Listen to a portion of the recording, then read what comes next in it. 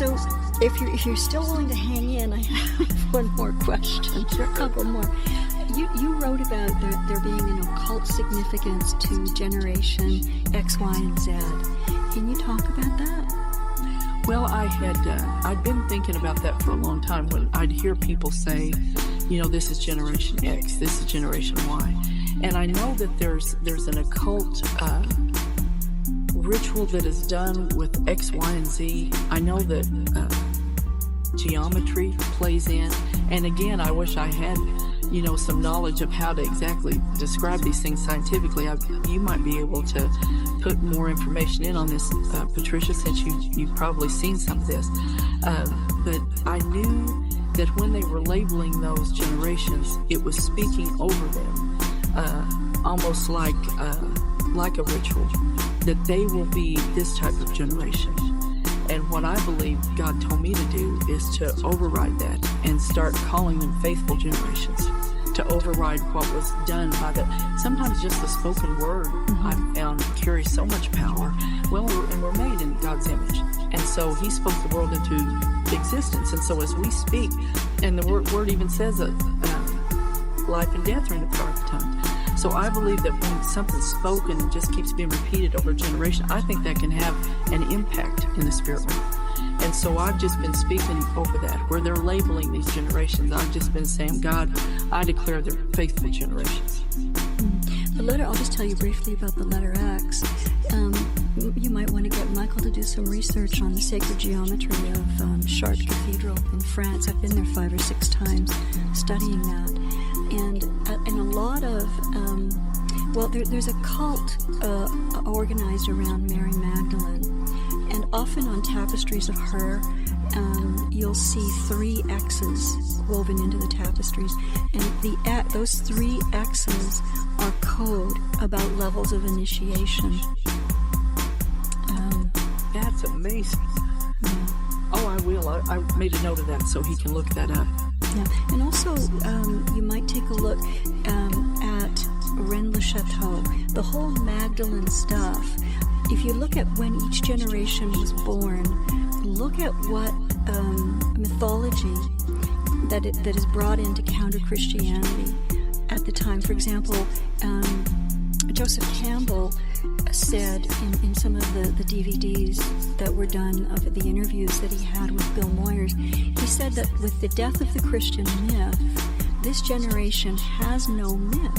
And he was really excited with the Star Wars trilogy, the Star Wars movies, because they were giving a generation back its mythology.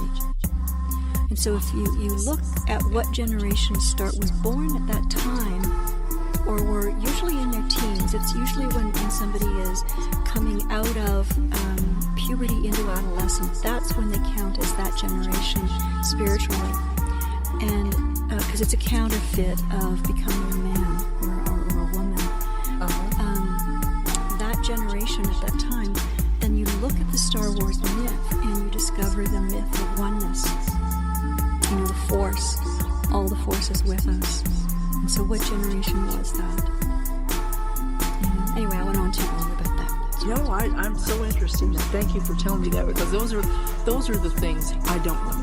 And whatever they had done with me, I don't have or have not been able to reach it, or it got wiped out, but I don't have that knowledge that it appears that most of the program people have. I don't have it. So anything like that is so helpful to where my husband is the researcher. He can look at it, and then that can give me more parasticity. Yeah, absolutely. That's great. So the other thing is, people are probably, when they're listening to this, wondering how do they self-identify or recognize signs of programming or dissociation in family or friends. Can you talk about maybe some behaviors or things that they would note? Well, I know I can look at my family and look back now and say, well, of course we were fragmented. But unless you know, you don't have any way to identify the signs. I think I would always call what my family did is just a mood. We even had a term, like when someone would get angry or something, we called it throwing a loney, which was actually the grandmother that was a witch. And she died when I was 6, but she must have really thrown some fits. But I can look now and in my family identify, oh, that was that part. this was this part of me. Unless you know what you're looking for, you're just going to think, well, I'm in a mood, or I'm very agitated right now.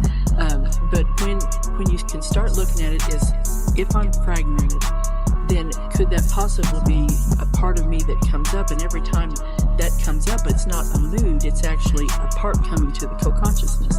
And what some of the signals that I've seen, not only myself and my family, but others, is you'll always have, usually have a variety of nicknames. I was Mary Lou. I actually, when I was 13, asked people to stop calling me Mary Lou and call me Mary. I think that was because there was a specific part for me. I was Little Mare, and so you'll see a lot of that. I could never decide what I wanted to wear. Different parts of me, some parts of me wanted to dress up and have jewelry and look professional. Other parts of me wanted to wear jean material, jean jackets. I never could decide on colors to wear. I never could decide on my hair color.